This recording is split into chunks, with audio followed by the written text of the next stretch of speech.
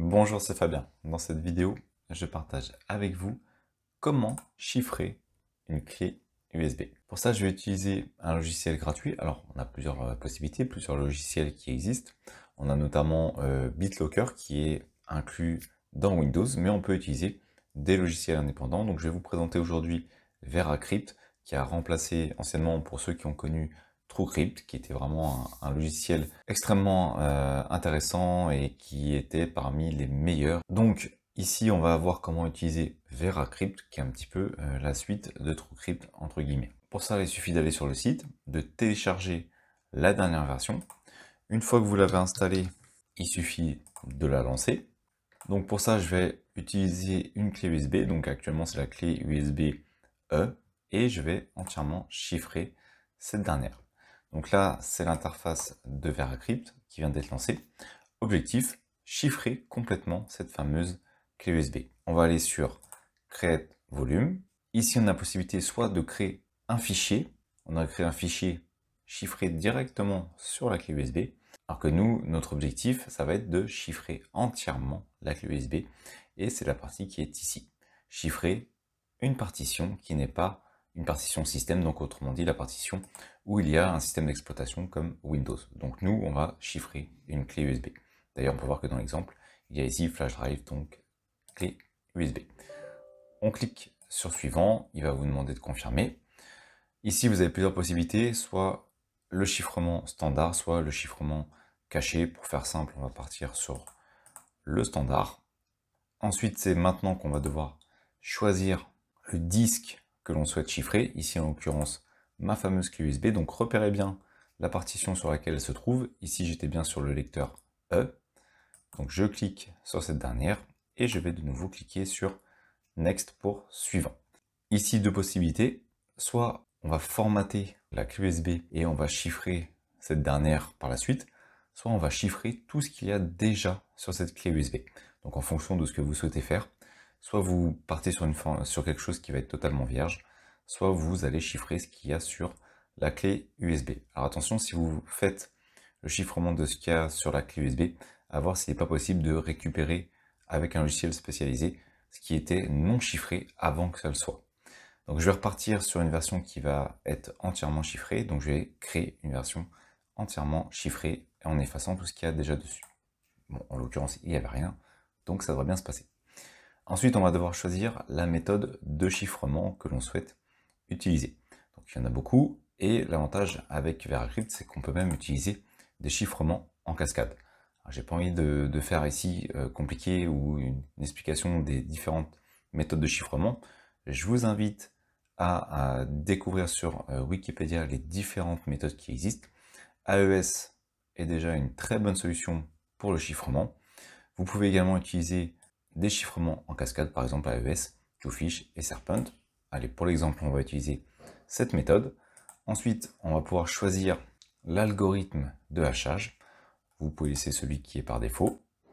Il est déjà très bien. Et ensuite, on a juste à confirmer, puisqu'en effet, comme on va chiffrer entièrement notre clé USB, eh bien ça va chiffrer entièrement le volume. Donc il va nous indiquer le volume complet.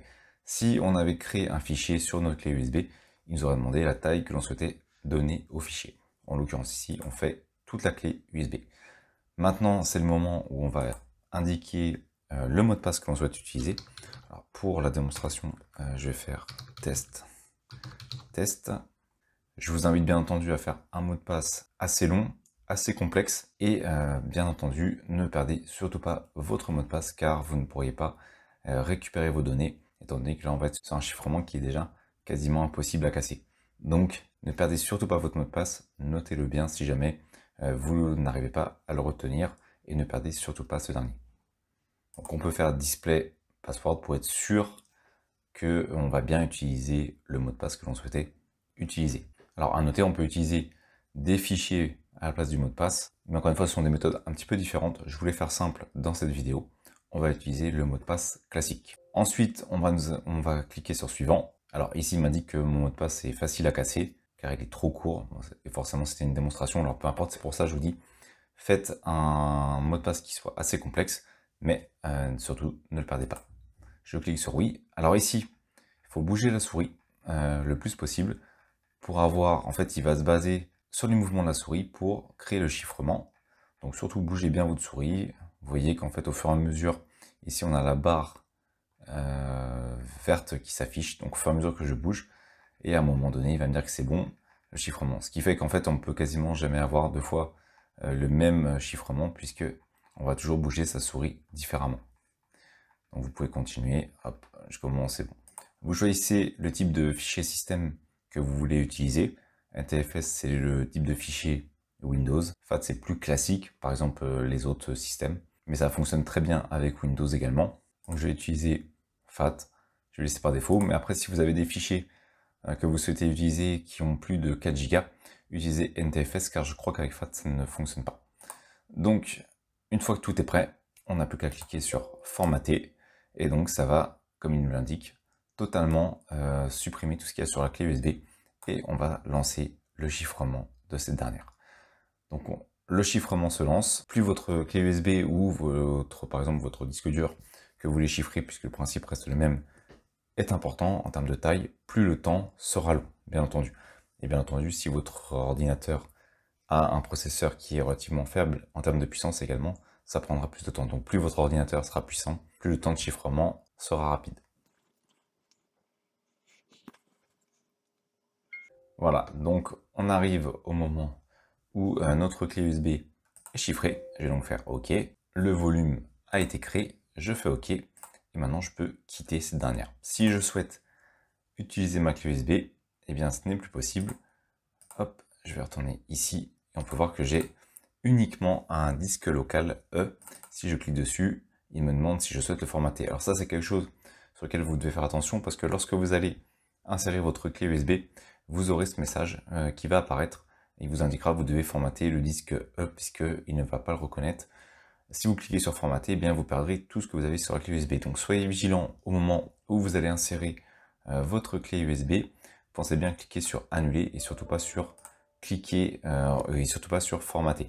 Alors vous pouvez éviter justement de lancer ce message en allant directement dans le gestionnaire de disque et en faisant en sorte que le disque, eh bien, il ne lance pas ce message au démarrage. Bon, là, c'est pas le but de la vidéo, mais sachez que c'est possible de ne pas avoir le message qui se lance à chaque fois que vous allez insérer votre clé USB. Par contre, si vous le faites sur le PC de quelqu'un d'autre, eh bien, il y a de grandes chances que cela se lance, donc soyez vigilant sur ce point. Maintenant, comment accéder à cette dernière? On a vu que si je clique dessus, ce n'est pas possible. Je vais donc retourner sur VeraCrypt. Et maintenant, pour accéder à notre volume, eh bien, il suffit de choisir une lettre. On va choisir une lettre au hasard, on va dire I par exemple. D'aller sur sélection ici, donc on va sélectionner le volume. Je vais sélectionner ma clé USB. Souvenez-vous qu'elle était avec le lecteur E. Hop, je clique sur OK et je vais tout simplement cliquer sur monter. Maintenant, il ne me reste plus qu'à indiquer le mot de passe. Vous pouvez voir d'ailleurs qu'il y a un TrueCrypt mode. Pour ceux qui étaient anciennement sur TrueCrypt, lorsque ça s'est arrêté, eh bien, il y a toujours la possibilité de lire et de récupérer ces informations de ces anciens disques durs qui étaient chiffrés TrueCrypt directement avec VeraCrypt, et ça c'est très plaisant. Et ensuite, maintenant, on va tout simplement remettre notre mot de passe. Donc j'ai mis display mot de passe pour être sûr d'avoir remis le bon. Vous n'êtes pas du tout obligé de le faire. Si vous aviez utilisé un autre mode de mot de passe, par exemple le fichier, vous pouvez cocher la case. Et ensuite, une fois qu'on est prêt, on va faire OK. On patiente le temps que le fichier se monte, enfin le temps que le volume se monte plutôt, au niveau de l'ordinateur. Et une fois que c'est fait, vous avez ici votre volume qui apparaît. Comment y accéder? Hop, si on va directement sur le PC, on peut voir qu'il est ici, dans le lecteur I, puisque c'est ce qu'on lui a demandé avec la lettre. C'est pour ça qu'il a obtenu la lettre I ici. Donc soit je double-clique directement ici, donc j'y accède, soit je peux directement double-cliquer ici pour y accéder. Maintenant, je peux ajouter des fichiers, faire ce que je veux dans ce lecteur, comme si c'était un lecteur classique. Je peux enregistrer mes informations qui vont être chiffrées sur ma clé USB. Une fois que j'ai fait l'enregistrement de tous les fichiers, de toutes les modifications, de tout ce que je voulais sauvegarder, eh bien, il me suffit de retourner sur VeraCrypt et de faire dismount pour déconnecter ma clé USB, et désormais cette dernière est inaccessible. Elle est de nouveau cryptée et je ne peux plus y accéder, il faut que je refasse le mot de passe. Comme on peut voir, je n'ai plus le lecteur I Et si je double-clique dessus, je ne peux plus y accéder. Donc voilà comment on peut chiffrer de manière efficace une clé USB pour sauvegarder des informations, par exemple, qui pourraient être importantes. Imaginons par exemple pour une entreprise, des documents confidentiels. Ça peut être important de protéger ces derniers pour pas qu'ils puissent les exploiter si jamais il y avait un vol. Merci d'avoir suivi cette vidéo jusqu'à la fin. Si cette dernière vous a été utile, vous pouvez la partager ou simplement ajouter un pouce bleu. Cela participe à faire découvrir cette vidéo. Vous pouvez également vous abonner à la chaîne et activer les notifications. Je publie régulièrement du contenu. Merci et je vous dis à bientôt pour une nouvelle vidéo.